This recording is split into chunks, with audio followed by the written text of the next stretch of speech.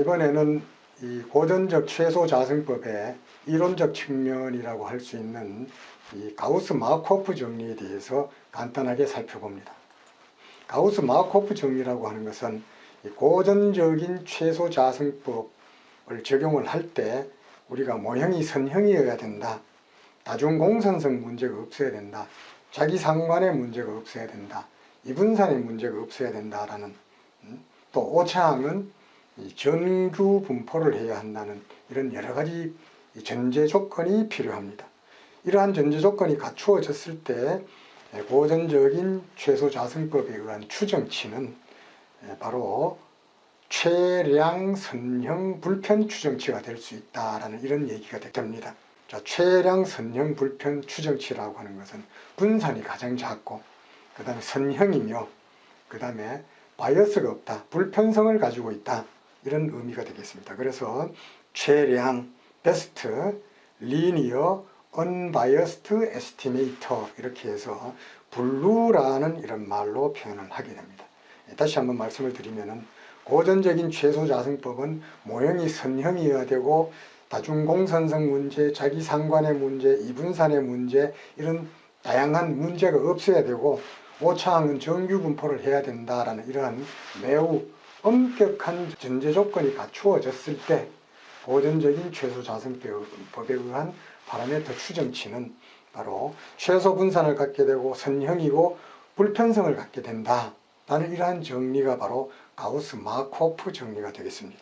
다시 한번 말씀을 드리면은 고전적 최소자승법이 갖추어야 될 기본적인 이 전제 조건으로서 선형이어야 된다. 오차항의 평균은 0이어야 된다. 그 다음에 오차항은 동분산을 해야 된다.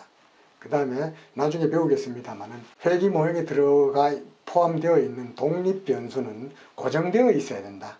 다른 변수로부터 영향을 받지를 않아야 된다. 이런 것들을 이 사이멀테이니어스 이퀘이션 바이어스라고 합니다. 그래서 연립방정식 편의가 없어야 된다.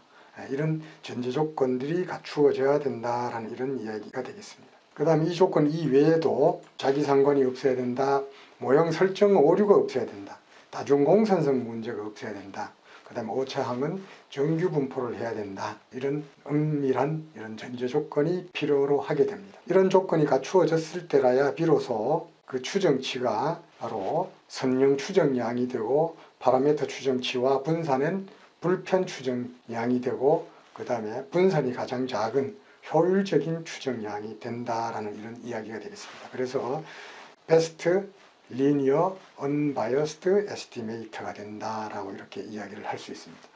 방금 내가 설명드린 고전적인 최소자승법이 갖춰야 될 여러 개의 전제 조건과 또 여기에 나와 있는 블루의 특성을 수학적으로 살펴보는 것도 계량경제학을 배우는 데 있어서 매우 중요합니다.